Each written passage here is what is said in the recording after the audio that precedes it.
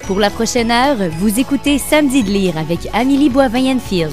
Bonjour tout le monde, bienvenue à l'émission Samedi de lire et cette semaine, j'ai le grand bonheur de recevoir l'auteur Joanne Seymour. Bonjour Joanne, comment ça va? Ça va très bien, bonjour Amélie. Et j'ai envie de te présenter aux auditeurs. Alors, t'es née du côté de Montréal, t'habites maintenant dans les cantons de l'Est. Oui. T'as été comédienne, réalisatrice, metteur en scène. Scénariste. Oui, t'as aussi fait des études à l'UQAM en théâtre. Oui. Également, tu es allée du côté de l'Université de New York, oui. étudier le vidéo et tu es allée même à l'INIS apprendre la réalisation. Exact. Alors, tu te destinais pas vraiment à devenir auteur de romans? Non. En fait, moi, j'ai débuté sérieusement voulant être une comédienne, ce que j'ai été pendant près de 20 ans. J'ai fait des choses que j'ai été dans des productions que j'ai adorées. J'ai eu énormément de plaisir à le faire. Mais c'est l'ensemble du portrait qui m'a toujours plus intéressée. Dans une production, par exemple, j'étais moins centrée sur ce que j'avais à faire que sur l'ensemble de ce qu'il y avait à faire. Et avec le temps, j'ai exploré cette partie-là de moi, avec la mise en scène, avec l'écriture, avec la réalisation, d'être en charge de l'ensemble du projet, en quelque sorte. Et c'est en ouvrant la porte, tranquillement, c'est au début des années 90, à la fin des années 80, début 90, que j'ai à peu près cessé de jouer. Parce qu'à ce moment-là, ce qu'on m'offrait était moins intéressant. Et moi, je suis pas le genre à rester assise puis à attendre qu'on m'appelle. Hein? Et j'ai besoin que ça bouge, puis j'ai encore besoin, puis je pense que je vais mourir en ayant 50 projets dans la tête, c'est certain. Alors, est-ce qui te garde allumé? Oui, je pense, tu sais, les gens, moi, j'ai pas peur de vieillir.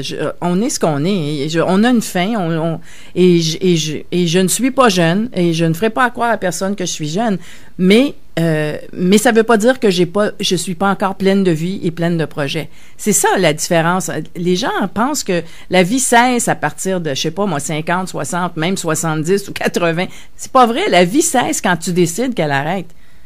La vie est là, le désir, l'envie de faire des projets. Après, il suffit juste de s'organiser pour être en santé, pour être capable de faire tout ça. Mais je vois pas la vieillesse comme tout le monde et je vois pas de différence entre les jeunes et les vieux. Je pense que les jeunes, c'est des vieux en devenir, puis les vieux, c'était des jeunes, puis il y a encore une partie de jeunesse dans eux autres. Je pense que les jeunes peuvent apprendre des vieux, puis les vieux peuvent apprendre des jeunes. C'est dommage, ça se perd, cette idée de transmission de savoir dans notre société.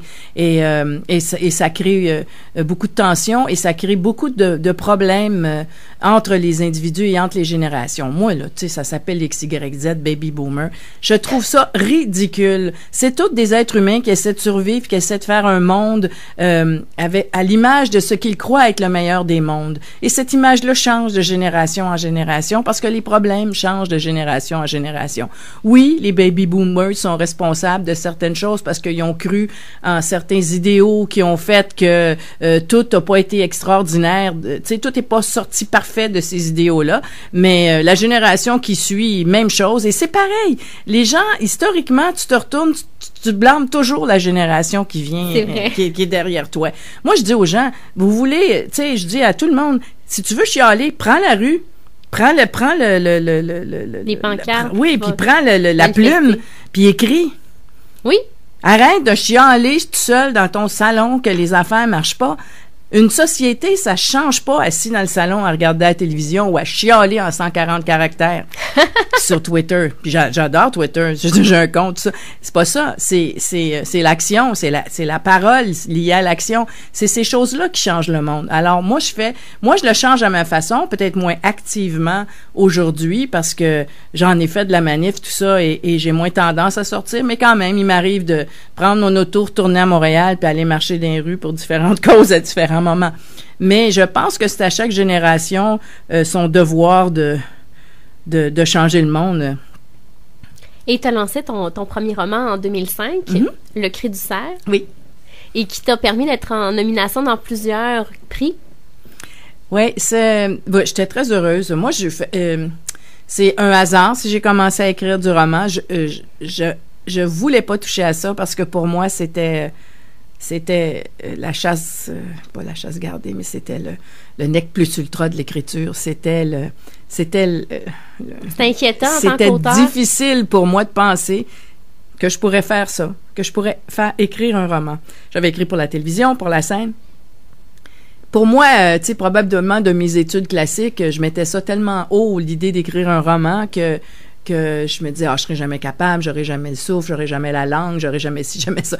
Mais tout le temps derrière, parce que j'étais une fanatique de polar, j'en lisais, j'en consommais. Je me disais, si jamais j'en écris un, ça va être un polar. Et c'est un accident, c'est connu, là, j'ai eu un accident qui a fait que j'ai été immobilisée pendant un moment. Et mais tant qu'à rien faire, j'ai décidé de m'essayer. Et ça a fait boule de neige, cette histoire-là. Tout de suite, il y a eu un engouement pour ce premier roman-là. Et j'ai été moi-même surprise, tu sais.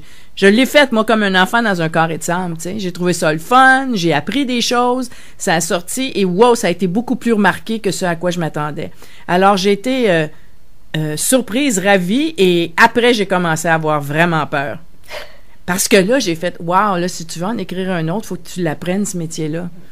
Encore un autre métier, tu sais. Après toutes les... Encore...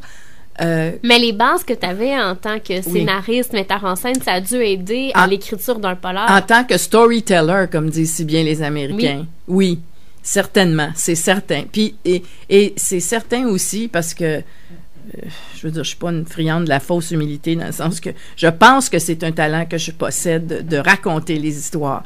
Mais, tu sais, on en parlait un petit peu tout à l'heure avant l'émission. Raconter une histoire, c'est une chose. Bien la raconter et la raconter dans un roman où est-ce que, là, on parle de littérature, donc on parle de langue, on parle de structure, on parle de syntaxe, de grammaire, de choix de mots, et je pourrais continuer à l'infini, de choix d'images, c'est autre chose. Et ça s'apprend, ça. C'est certain que quelqu'un qui l'a pas au départ, et je m'excuse pour ceux qui peuvent penser ça, si t'as pas la graine de ça au départ dans toi, tu l'auras jamais.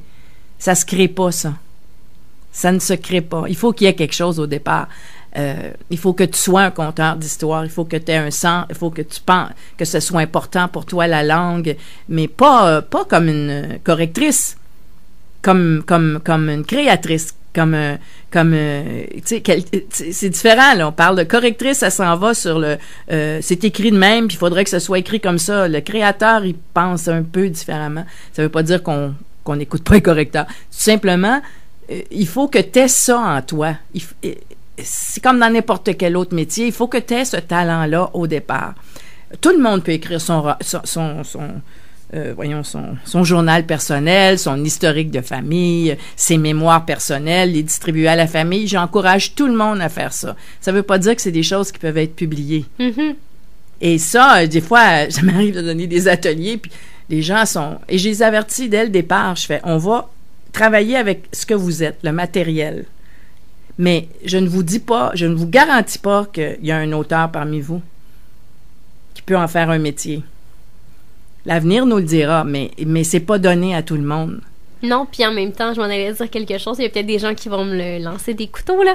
Mais c'est pas tout le monde aussi qui est publié, qui sont, à mon avis, à moi, des auteurs. Ah oui, je vais pas te contredire là-dessus. Il y a un besoin dans le monde de l'édition de faire survivre le monde de l'édition. Oui, c'est ça. Et ce besoin-là, quelquefois, répond à l'appel comment dire? À l'appel c'est un appel commercial et non pas créatif. Oui. Un appel c'est comme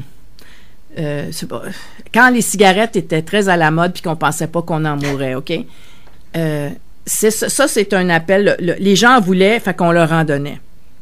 Alors, il y a des gens qui veulent de la mauvaise littérature. Ils savent pas que c'est ça qu'ils veulent, mais on leur donne. Mm-hmm. J'ai écrit une nouvelle dans Crime à la librairie qui est de 233 degrés centigrades, est le titre de la nouvelle, et ça parle de ça, justement, j'appelle ça 50 nuances de gris, mais on sait très bien à quoi je fais référence. Je sais que c'est un succès international, que ça a vendu vraiment, le mot doit être milliard, plus qu'un million de copies. Je sais qu'une grande partie de la population est excitée, je dirais, est le mot, par ce roman. il y a rien de littéraire dans ce roman-là, entendons-nous. Ah là. non, absolument rien. Absolument rien. C'est tellement mal écrit. C'est une mauvaise écriture. Mais je comprends le besoin qu'il y a dans la population. C'est ce dont je parle dans la nouvelle. Il y a un besoin dans la population actuellement, féminine surtout, parce qu'on sait que c'est beaucoup de femmes qui ont écrit, de s'évader, de penser avoir des aventures, de sortir de leur quotidien. Et il y a toujours le sexe mène le monde, et c'est vrai.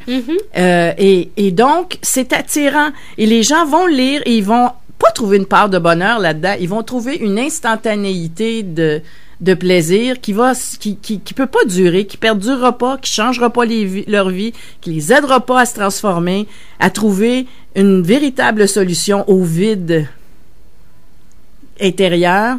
Et c'est ça qui est dommage, parce que la littérature, c'est ça son but. Son but, c'est de t'aider à t'améliorer, t'aider à trouver une façon de remplir le vide qui t'habite. Tout le monde a... Je veux dire, c'est pas vrai, ça. Les gens parfaitement heureux, ça existe pas. On a toute une part de vide dans nous, puis on cherche à le combler du mieux qu'on peut. Et quand la littérature est bonne, ben, elle nous aide à faire ça. Elle nous aide à répondre à nos points d'interrogation. Elle nous aide à comprendre pourquoi on a les 2 pieds sur Terre, sur la planète, pourquoi on vit et pourquoi on meurt. Moi, je dis toujours que quand on a un livre, on n'est jamais seul. Exactement. Puis, je sais plus qui a dit ça, puis tous les auteurs de Galvaud, mais quand t'écris, puis je le dis dans mon roman Wildwood, t'as pas juste une vie, t'en as 1000 vies. Et quand tu lis, c'est la même chose. T'as pas juste une vie, t'en as 1000 vies. Parce que l'espace d'un roman, t'es dans la vie de quelqu'un d'autre qui peut-être peut déteindre sur toi et te changer, te transformer. Que ce soit un roman de science-fiction, un roman blanc ou un roman noir, ça nous apporte toujours il y a quelque une chose. part de quelque chose dans chaque roman qui peut nous amener plus loin. Joanne, si tu me permets, on s'arrête et au retour, je veux qu'on parle de Wildwood, ton 6e roman. Oui.